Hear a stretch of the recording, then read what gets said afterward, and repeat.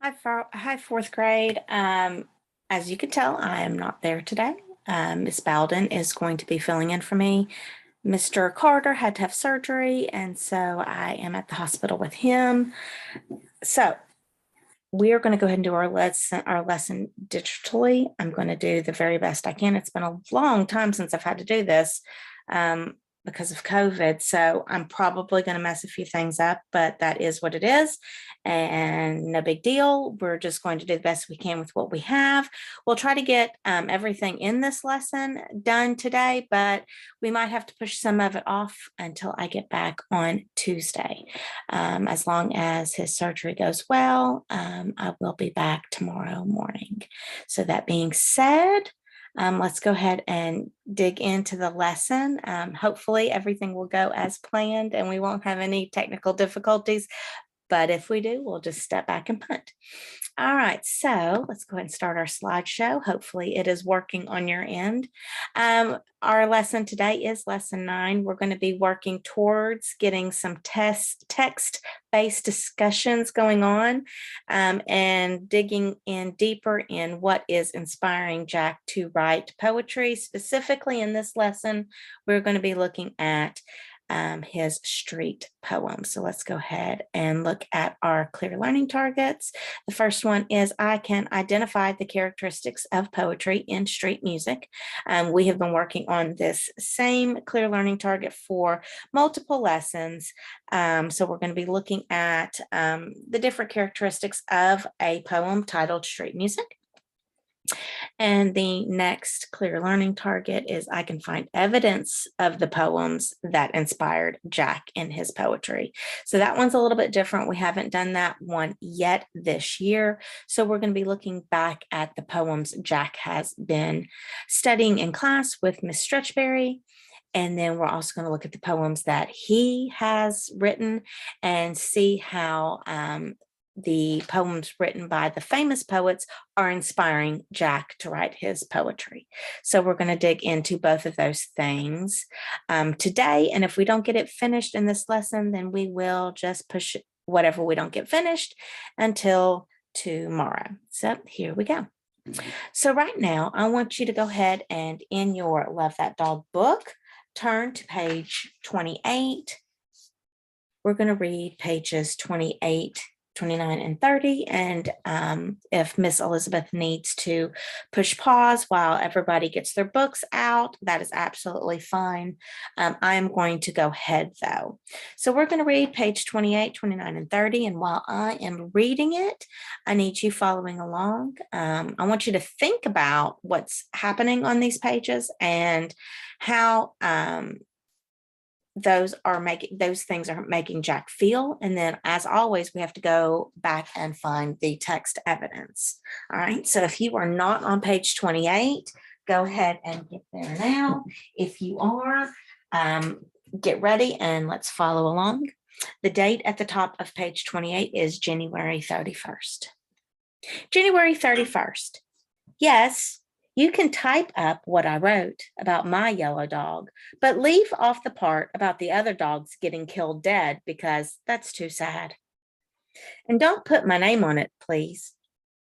And maybe it would look good on yellow paper, page 29. And maybe the title should be You Come Too, page 30. The date at the top of page 30 is February 7th. Yes, it looks good on yellow paper, but you forgot, again, to leave more space between the lines like I did when I wrote it. That's okay, though. So right now, I want you to turn and talk about what is happening on these 3 pages that we just read. And Miss Elizabeth, if you need to push pause here and give them about a minute to talk, that is great. So this is what I have written down about what is happening on these pages. Jack's poem is typed up and it's posted on yellow paper. Now I want you to think about how did Jack feel when he saw his poems typed up and posted on yellow paper. Push pause so you can discuss. Jack felt proud. Jack thinks his poem looks good on the yellow paper posted on the board. Now it's time for you to find the text evidence. So push pause while you do that. Go ahead and discuss at your tables, and we'll share together.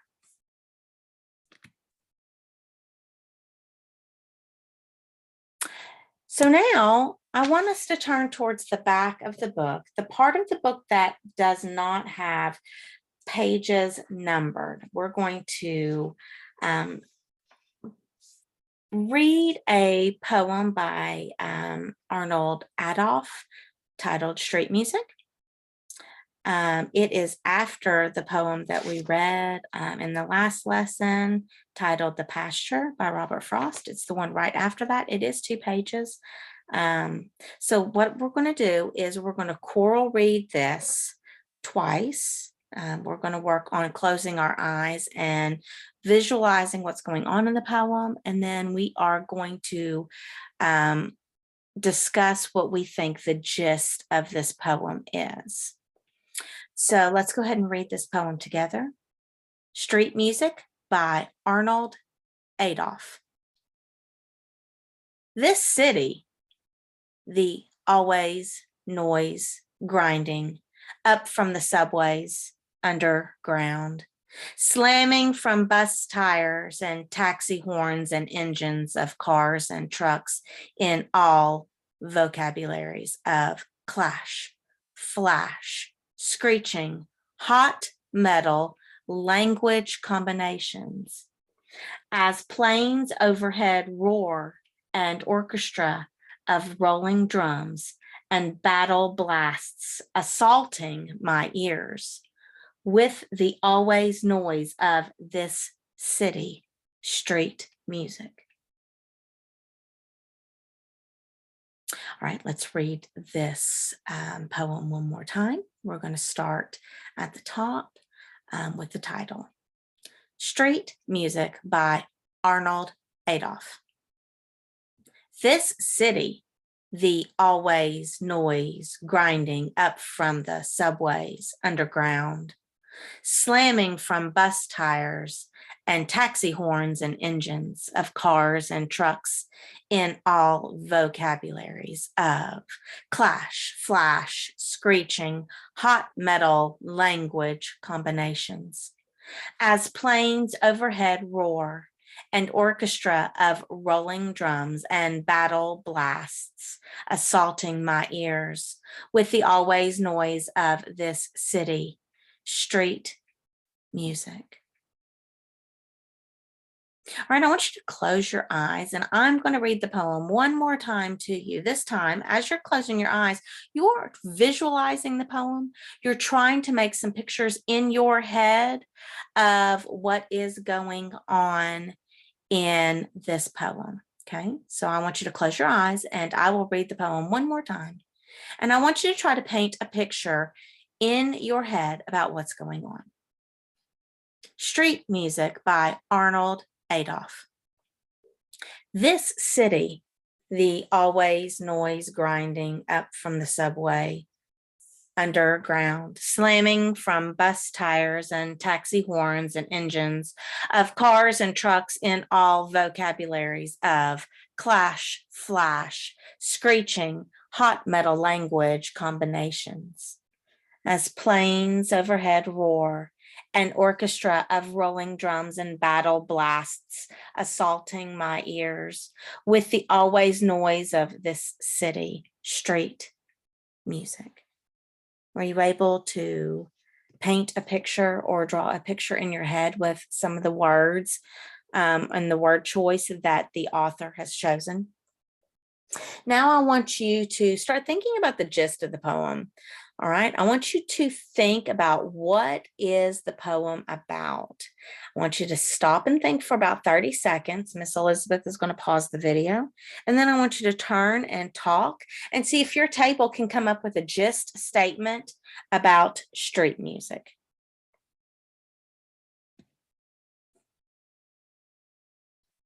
Now, in your workbook, I need you to find this page, this I Notice / Wonder note catcher. It's titled Street Music at the top. Go ahead and take about 30 seconds to write your name and date at the top of this page. And then I want you to look back at the poem and I want you to write some things that you notice, things that you see about this poem. Miss Elizabeth is going to push pause, take about a minute, see how many things that you can get written down on your paper. And then after the minute is up, I want you all to turn and talk and share with the people at your table. If you really like what somebody else has said, then is it okay for you to write that on your paper as well? Absolutely. So go ahead and take about a minute and write down the things that you notice. And Miss Elizabeth will push pause right now. Now, I want you to write at least one I wonder question that you have. Take about a minute, write down at least one I wonder question that you have about the poem. Then you're going to share at your table some of your I wonder questions. And is it okay? Again, if you like somebody else's question, can you add that to your note catcher? Absolutely. So Miss Elizabeth is going to push pause and then allow you all to share out your I wonders.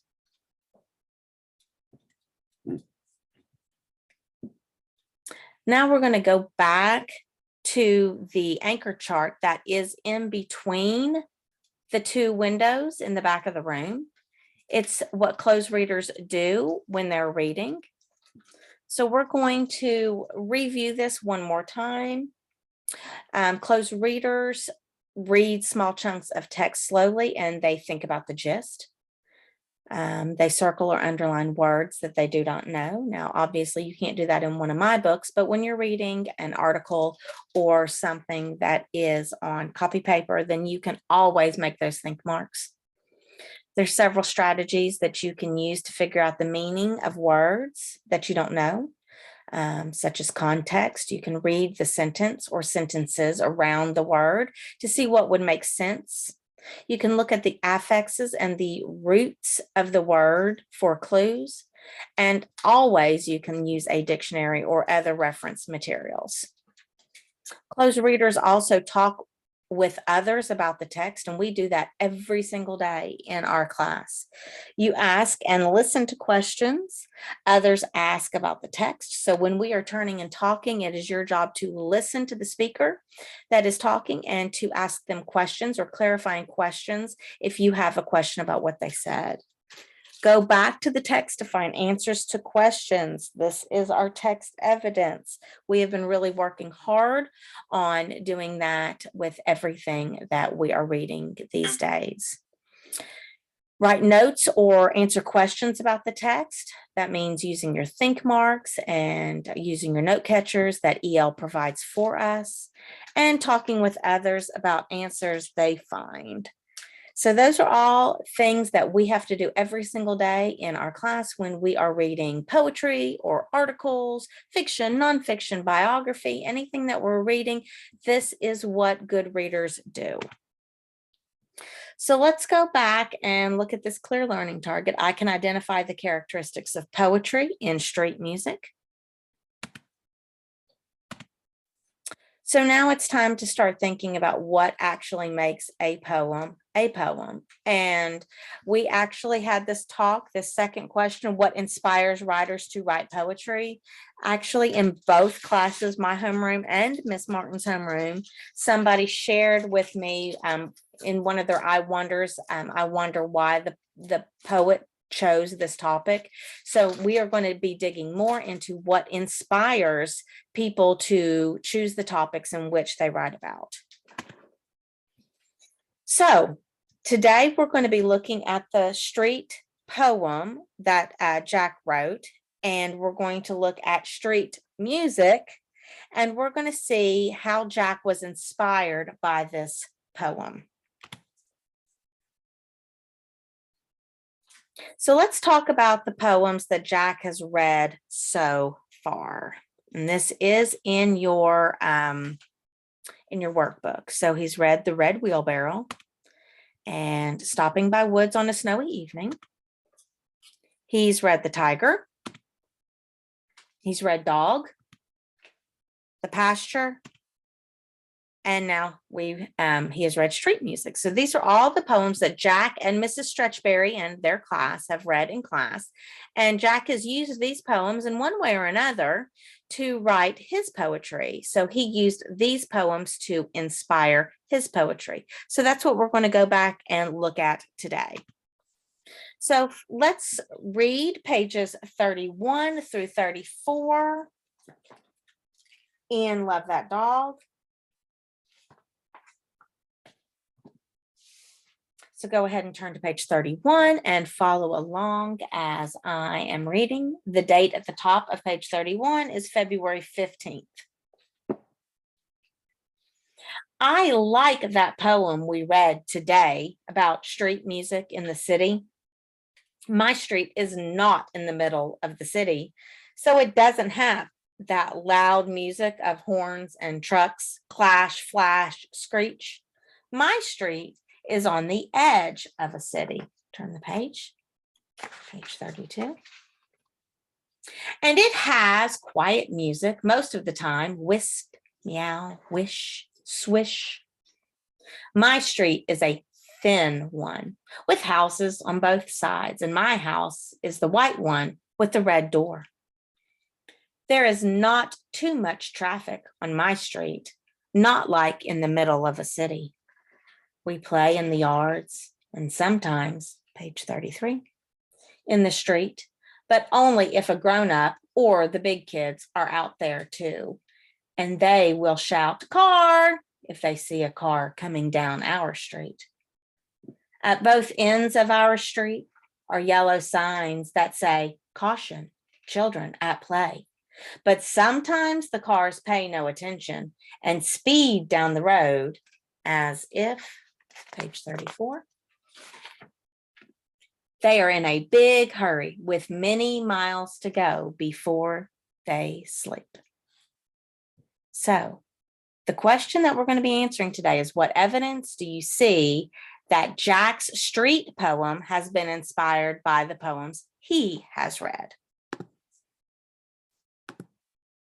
So the first poem that we're going to look at is Street Music by Arnold Adolph. So go ahead and get that written down.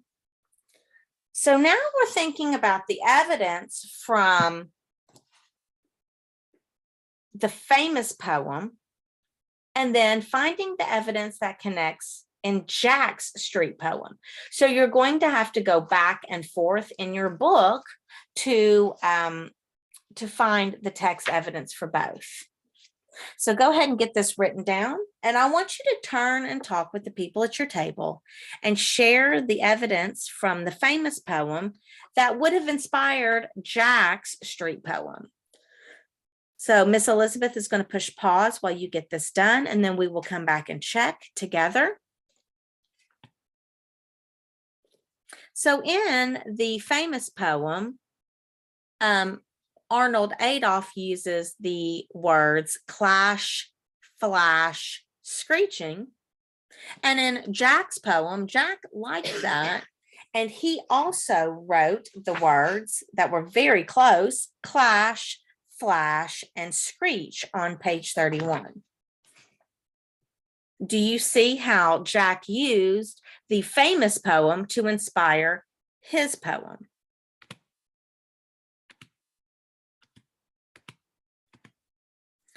Now, let's look again. So I want you, the very top line right here, where this big question mark is, I want you to go ahead and fill in another line that says Street Music by Arnold Adolph.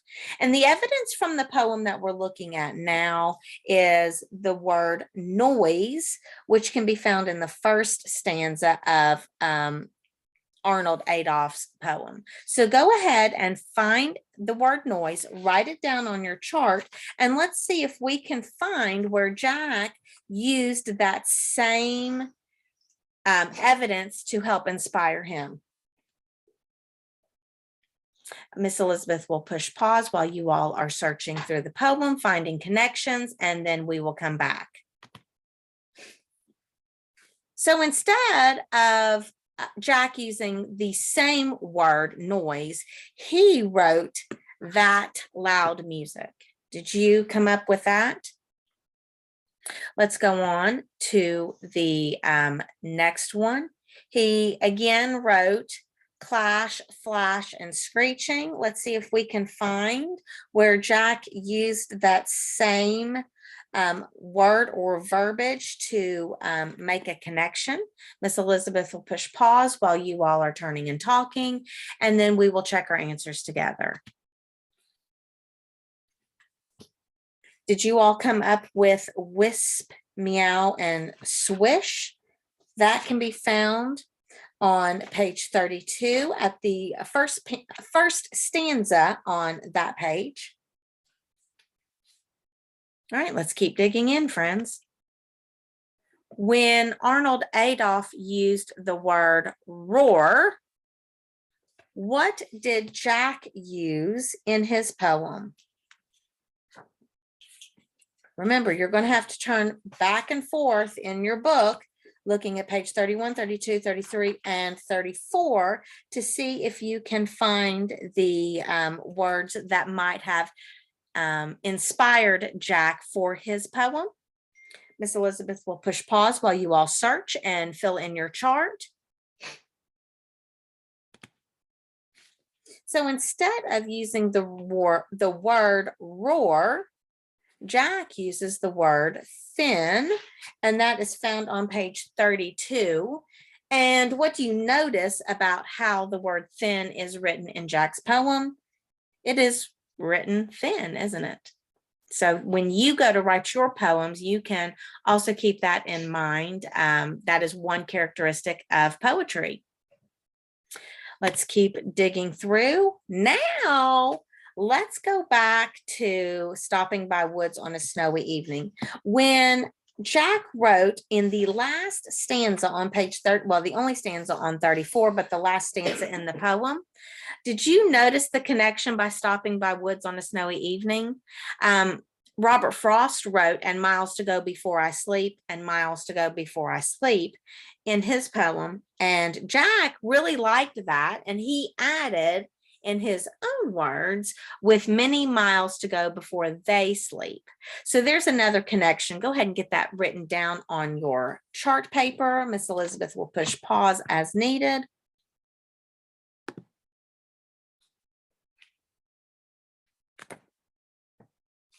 And now the last poem that we're going to look that has possibly inspired Jack to write his street poem. We're going all the way back to the first poem we read, The Red Wheelbarrow by William Carlos Williams.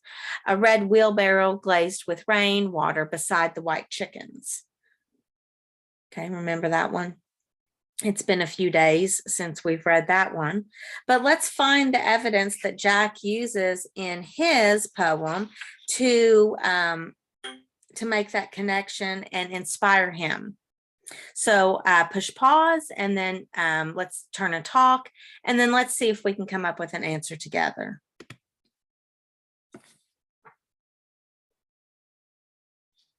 On page 32, Jack says, "And my house is the white one with the red door, just like the white chickens and the red wheelbarrow." Did y'all pick up on that? We are not going to do a collaborative board. So the clear learning target was, I can find evidence of the poems that inspired Jack in his poetry. So using your thermometer, you're going to tell me how you feel like we did. Were we able to find examples of inspiration that Jack used from famous poets that he put in his poems? So let's see how you're feeling about that. Thumbs up means, man, I've got this. I can see the connection. I've got the text evidence. This all makes sense. So, thumb sideways means I'm starting to get it. but I'm not quite there. I still need a little bit of help from you. And thumbs down means, man, Miss Carter, I am really lost and I'm going to need some help to make sure that I can meet this standard by the end of this module. So go ahead and show me your thumbs right now, even though I can't see it. Miss Elizabeth is going to let me know how you are doing on this clear learning target. All right, guys, I appreciate your hard work today. I hate not being at school, but it is what it is. We have learned, you've learned that I say that often. It is what it is, and we're just going to make the best of what we've got. So I know that you are going to be on your very best behavior for one of my very best friends, Miss Elizabeth. I expect that you all should, by the end of today, have your reading iReady diagnostic done. So here's what you're going to be working on in the meantime. As for the rest of the morning with me, or afternoon if you're in my second block, with the rest of the day with me / Miss Elizabeth, you are going to complete an AIR accountable independent reading form. You may choose a book of your own. You may choose a book from one of my blue baskets that are on top of the black shelves. You may, if you can, get on Epic. You may use Epic. All of those are fine choices for me. I just want to see that you do get another AIR form filled out, which also includes making think marks in the think mark section before you write your summary. So I need you to make sure that you get that finished after you have completed your iReady diagnostic and at least one additional iReady lesson on your path. Now, if you get finished with your iReady diagnostic and you have completed one iReady lesson on your path and you have completed your AIR response sheet, and it is in your big giant fat white notebook behind the AIR tab, then you may, as long as you can stay in your table seats, you may work on dreamscapes as long as it stays quiet. Now, Miss Elizabeth, if for some reason they cannot handle this, they can go straight back and work on iReady lessons for the rest of the time that they're with you. So it is up to you. Friends, please make sure that I get a good report from Miss Elizabeth, because if you make her sad, that makes me sad. And if I'm sad, that means we probably won't have recess, or there will be some sort of repercussion for your behaviors. So please make sure you're making the best choices and being the best that you can be. Remember, be kind, work hard, and I love you big, and I will see you all tomorrow. Try to stay quiet.